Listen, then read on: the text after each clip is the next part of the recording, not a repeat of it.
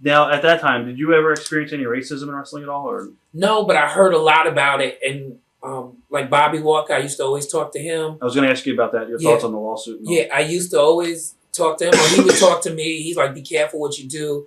He said, you know, sometimes they'll laugh in your face, but then they'll be calling you the N-word behind your back and things like that. He said, it's funny because, you know, they know how we feel about it, but they think because some people say it to each other, it's okay for them to say it. And he said, you just got to put them in their place, you know, since day one. I was like, you know, I never really had those type of problems. He said, well, believe me, they exist. And he said, you got to address them as soon as they start. Otherwise, you know, you'll be like a joke. So, you know, I knew it was there. Actually, when I made it on TV, there was some rumors saying the reason why I made it because they was in the process of that lawsuit. So they needed to prove that they were pushing black people too. And that's one of the reasons why I heard I got the Cruiserweight belt. But it was never, they told me I was a good athlete. Terry Taylor came to me and said, you're a really good athlete. You're what we're looking for. And we're thinking about doing some spots with you and we're looking at giving you the belt. And my idea to him was, why are you going to give it to me? I'd rather earn it. He said, trust me, we might be putting the belt in your hand, but you'll have to defend it every single night. So you either have it or you don't. Right. So, but, you know, it was out there. It was never really thrown in my face saying, you this, you that, or nobody never came up to me and said, oh, the only reason why you're here because you're black. You know, nobody never did that. But I heard, you know, it was a lot of things that was going on. But I guess by the time I got there, it toned down somewhat. But it wasn't as bad as, you know, some people say it was. Now, what promises did WCW make to you? You just said that they promised you the belt. That was probably the only, it wasn't really a promise. They just said, you know, we got a lot of plans and this is what we're going to do. And they actually did what they said they was going to do.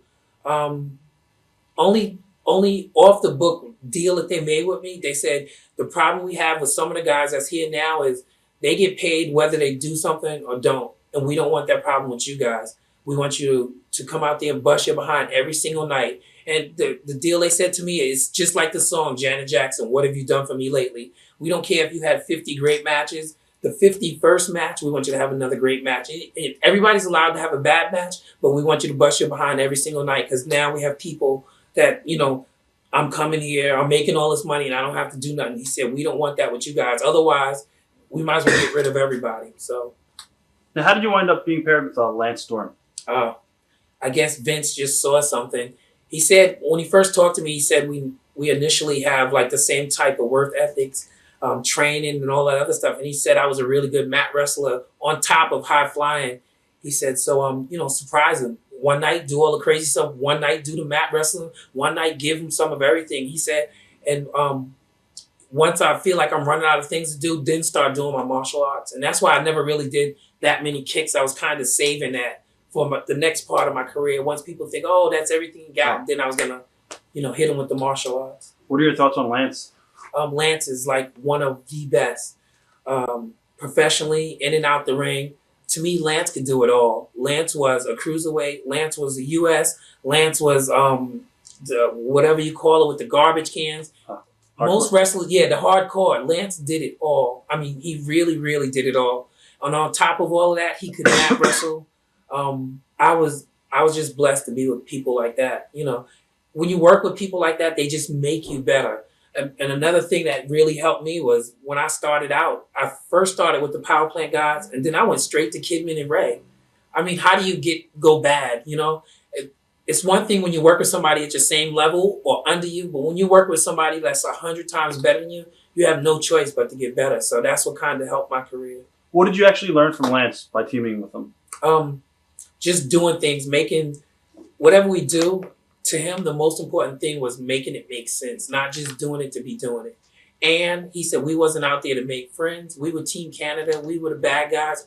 There's only one time in our career we'll ever get cheered, and that's if we go to Canada, which was true. He said otherwise, that's the reason why we go out there. We don't go out there to shake hands or whatever it is.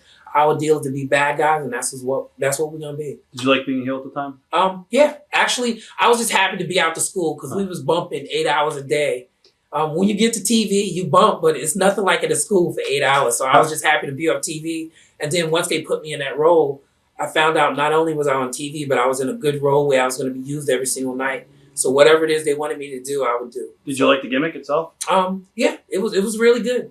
It was really good. I had a lot of fun with it. I heard it's a lot easier to be a heel than go to a face, and then you can always go back and forth.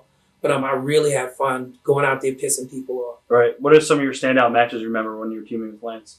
One of the actually, when we went out there with Lance, if you could hear the things we were saying in the ring, that probably was the best. But working with it was like Ray Kidman, it was Conan, those guys, they had their group, the Filthy Animals.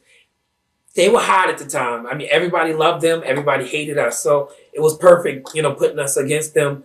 We had, I think, the first ever penalty box match. I remember that. I think Conan came up with them. We even beat them at their own game.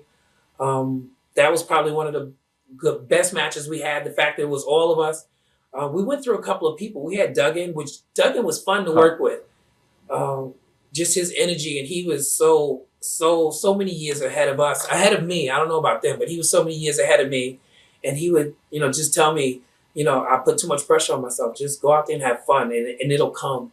And it's funny because we did a match. It was me and Duggan against, I think, Mark Jindrak and Sean O'Hara. We did a tag team match against those guys, and I had so much fun. I had no pressure, no nothing. Duggan's like, we're just going to go out there and have fun, and whatever happens, happen. And sure enough, to me, we just had a lot of fun. What about Mike Awesome? What are your thoughts on being paired with Mike? Mike was good.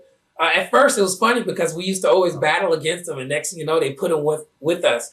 I think we needed him because, I was small, Lance was kind of big, Mike was just huge and big, so we needed a strong big man, and that was Mike Awesome. And Mike could do it all, too. And when I say do it all, he was more of a big guy, but he could go, and he could high fly and do some of the crazy stuff, too. So I think Mike was a good addition to Team Canada.